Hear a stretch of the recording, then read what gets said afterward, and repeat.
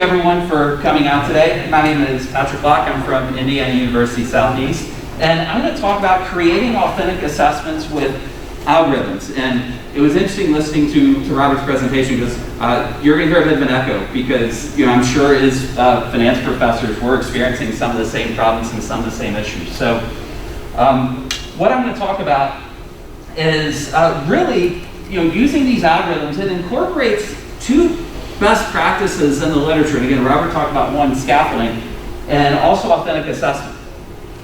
I'm going to talk about some of the pitfalls of relying on the textbook to use algorithmic question banks, and I'm going to talk about how doing it yourself can help you sidestep a lot of those pitfalls. I'm going to walk through how to create some of these algorithmic questions because, quite frankly, it's a lot simpler than a lot of y'all think. I think a lot of professors hear algorithms are like, I'm out. And I'm not pulling your leg when I say this. It's not much more complex than creating a formula in Excel. It really isn't. And then lastly, I'm going to present some direct and indirect evidence of the effectiveness of these problem sets in my experience of when I first implemented them in the spring 2021 semester. So a little bit of overview. Authentic assessment, all that is it's creating a unique, one-of-a-kind question. Robert mentioned Chegg becoming an issue, especially in the pandemic. If you're using textbook exam banks, your students could find those banks online. And so it's more important than ever to have your own questions for students. Especially if you're in a situation, during COVID we went to remote learning. There were some universities that didn't have the technology or the ability for remote proctoring. And this is where authentic assessments could really come into play. And then the other best practice that this incorporates is scaffolding. Scaffolding is really just a way of providing lots of support early on and then gradually taking that support off as the students become more self-sufficient. So the way this is usually done in a lot of finance classes is the instructors walk through step by step. This is how you do the problem. Then we might put the students in small groups and let them work through it together. And we might circulate around the classroom answering any questions that groups may have. Then we'll turn them loose with textbook homework. And with the textbook homework, the solutions, again, readily available online. Some instructors may choose to give them the solutions. That's an approach I take because if they're stuck on a problem, I want them to learn how to get themselves unstuck.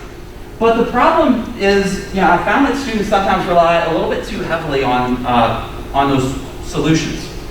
But the way a lot of instructors set up their class, they do the problems in class, they put students into groups, there's textbook homework, and then nothing more until you have a quiz. And the way I use these algorithmic question banks in my class is I let it fill this gap between homework and quizzes and exams. Again, we're gradually increasing the degree of difficulty. We're giving them problems to do on their own outside of groups, but we're giving them the solutions. And then, with my algorithmic problem sets, they were virtually identical to the homework. It's very, very, very similar, but there was no solution key that they got. They could refer back to the homework to see the process, but they had to apply the process on their own. There was no faking their way through it. And so that's how I used this authentic assessment as a scaffold in my classes as well. Now you might be thinking, well, Patrick, that's all great, but the publishers create that stuff. Well, just use that. Well, there's a lot of problems with that. One of the biggest to me is that when you're doing that, in textbooks, usually one person writes the chapter, a different person creates the PowerPoint slides, a different person writes the exam banks, a different person creates the end of chapter questions, a different person creates the solutions to those questions, and then you're the sixth person presenting it in class. And to dovetail on a comment that Robert made, when you're teaching business finance, you have students in there that are terrified of numbers.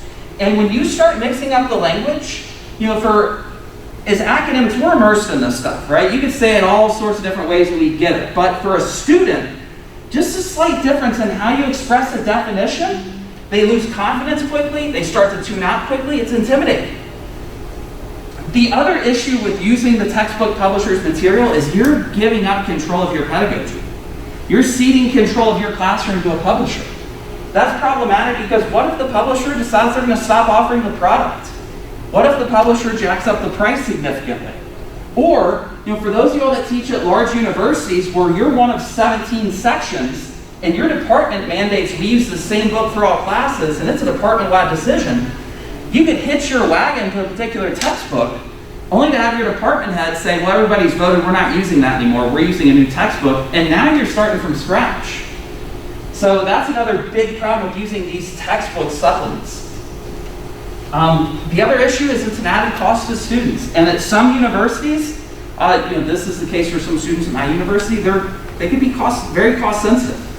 Adding 25, 30 bucks for the algorithmic exam banks or question banks per student, well, if they have 4 other classes that are doing that 2 semesters a year, that starts to add a non-trivial cost to their tuition.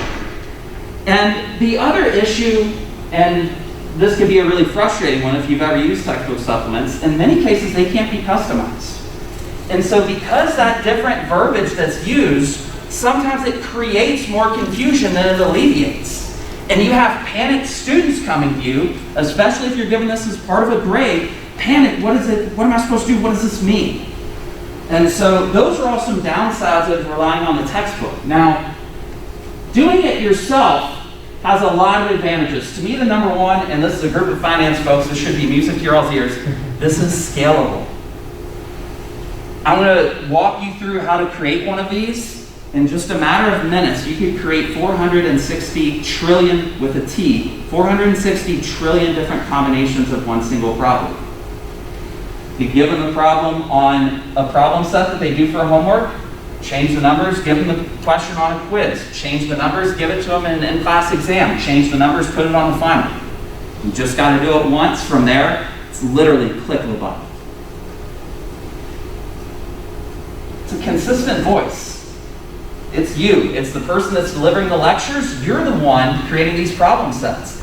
That's an added bonus if you use these for quiz and exam questions, right? They're familiar with the verbiage they're going to see. They're getting a little sneak peek at what quizzes and exams are going to be like.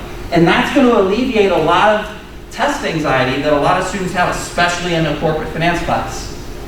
The other cool thing about doing this yourself is you can customize it. Do this however you want. You can inject your own personality into it. If you're silly and goofy during class, you use silly examples, make your questions silly and goofy. If you're a huge Star Wars fan and your students know that, name your questions after Star Wars characters. Or if you're a big James Bond fan, name your company names after James Bond villains. And to me, the advantage of that, I know it sounds kind of cheesy and silly, but is your students are working through these problem sets and they're getting better. And they're getting better because of work that you did, not the publisher, but work you did. And their time, the work that you put in with the improvement in their learning, to me that creates a sort of bond between you and the student. In my experience, students are operating under constrained optimization. They have a lot of things competing for their time.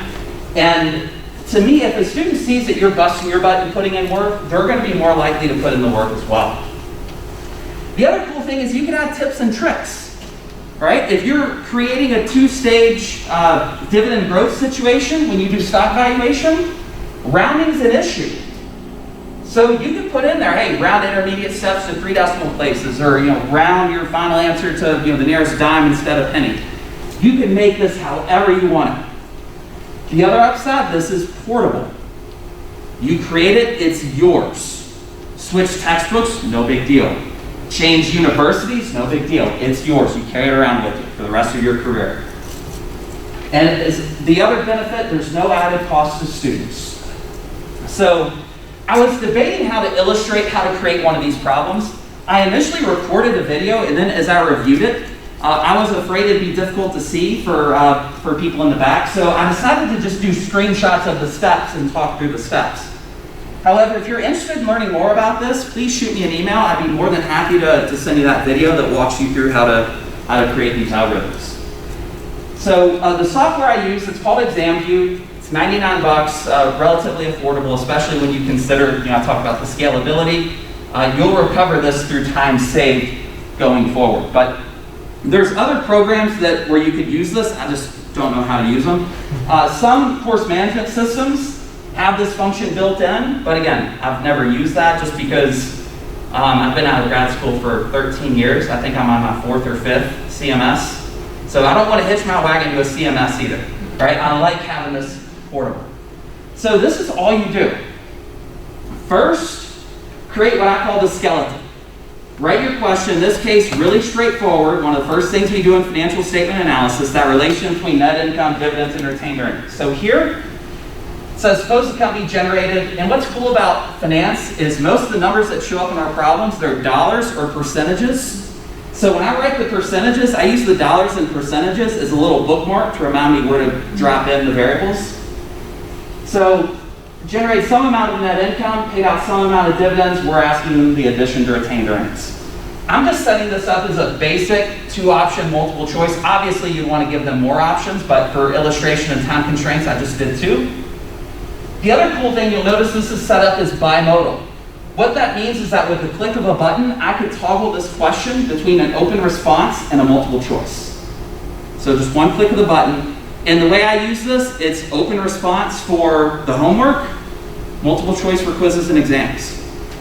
So here we've got our question written out. All we have to do is define our variables. And again, it's very easy. We're going to define net income first. All we have to do to define our variable, we type in range, we open parentheses, we enter 3 numbers separated by a comma, we close parentheses. Number 1 is the lower bound. Number 2 is the upper bound. Number 3 is the increments at which the system is going to go up or down when selected. So the lowest possible value is $12,000. Next is $12,000 and a penny. Next is $120,000 and a penny. $120,000 and 2 pennies. All the way up till we get to $600,000. Dividends. Now here, obviously, we want to make sure that we're setting up these numbers so that we don't have dividends exceeding net income. So all you have to do is just be cognizant and make sure the upper bound of dividends is below your lower bound for net income. That's all you have to do. So in this case, dividends, lower bound 14,000, upper bound 110,000, units of change 1 penny. Right here, we have 48 million different combinations of net income. Each of those 48 million combinations has a corresponding 9.6 million different possibilities of dividends. That's 460.8 trillion different questions that you've created in a matter of minutes. If you assign 1 question per student per second, 24/7, it's going to take you 11.6 million years to repeat. From here, the rest of our variables are just going to be functions of the algorithms we've defined. Our answer is net income minus dividends. We're going to put in 1 distractor here of net income plus dividends. From here, just drop the variables in, click this little blue button. Every time you click it, you're going to get a unique problem. 460 trillion different combinations. Now, for bonus points, you could create an algorithmic answer key. Same process. We create the shell, put in the $signs for our placeholders, drop in the variables, and now every time we click that button, not only do we have a question, we have an answer key. Every single time we click, we have something unique. So, looking at the impact, number 1, just looking at the indirect evidence of student learning through the comments. I solicited feedback in an in-class assignment. They also submitted feedback through their end-of-semester evaluations. Unanimously positive. There was no student that said, I don't like this, get rid of it.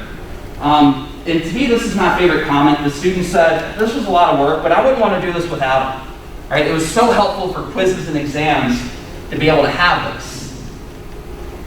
And then another student said, it's nice having this extra practice because it lets me know if I was relying on the homework a little too much. Lets me know if I could actually do it. Now, looking at the direct evidence of student learning, fall of 2020 to spring of 2021, the course modalities were virtually the exact same. Everything about the courses were the same. The only difference was the addition of the algorithms. Exam scores went from 53.8 to 63.5. It's an improvement of nearly a full letter grade. Now, those of you who are on tenure track, this is very important stuff to show for promotion and tenure. Schools are getting away from using evaluations for promotion and tenure. Our university last year made evaluations optional. to submit for promotion and tenure. This is the kind of stuff they want to see. By the way, those of you at AACSB accredited schools, closing the loop is a big part of your accreditation visits. Closing the loop means we collect data, we evaluate the data, we make changes to our teaching, we recollect the data, and hopefully it's improved. There it is. For promotion and tenure, schools are increasingly expecting faculty members do their own closing the loop within their own class. And by the way, if you're doing this internally in your own classes, your assurance of learning coordinators are going to love you, because that's one of the biggest challenges with assessment for AACSB is how do we show that we've closed the loop? There's one example that I'm going to be able to give to my AACSB coordinator. The other way, so 63.5, still not where I want. Right? But another way I measured the impact of this is I looked at problem set success versus quizzes and exams. So specifically, I looked at, say, Chapter 5 corresponds with my third quiz. So I looked at their Chapter 5 problem set performance and compared it to Quiz 3. Exam 2 is Chapters 5, 6, 7, and 8. So I took an average of those 4 problem sets and compared it to the Exam 2 scores. I used a 70% cutoff. This is open book, open notes. There's really no excuse not to get a 70%.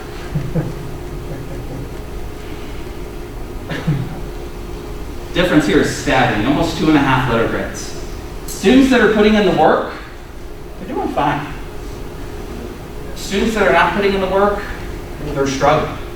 And so in finance, it tends to be a course in most business schools. It tends to be one of the tougher courses. Sometimes you're going to get some student complaints. Well, this is a good way to show, if you're going up for promotion or tenure and somebody says 63.5, gosh, that's low. Well, you could show the breakdown and say, hey, look, students that are showing up, students that are putting in the work, they're doing just fine. Right? It's how do I reach, it's getting these other 70% motivated. So I definitely saw an improvement not only in student performance overall, but a huge gap between those that did this and those that did not. And one other thing to note, looking at these 2 semesters, there's some survivorship bias in this data because I think 25-30% dropped before the end of the semester. Once I brought in the algorithms, no drops. So again, these results are biased a little bit against the improvement. So that's all I have, and look forward to your questions at the end of the session.